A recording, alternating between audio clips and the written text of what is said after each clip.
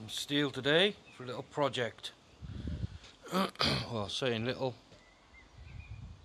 7 foot, 4" by 3" box section, and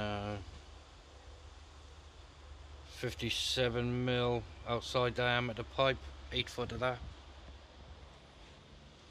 and 3" square box tubing.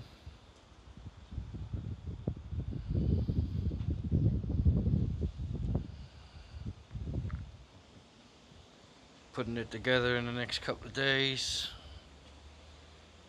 Then I'm gonna need 20 people to lift the fucking thing.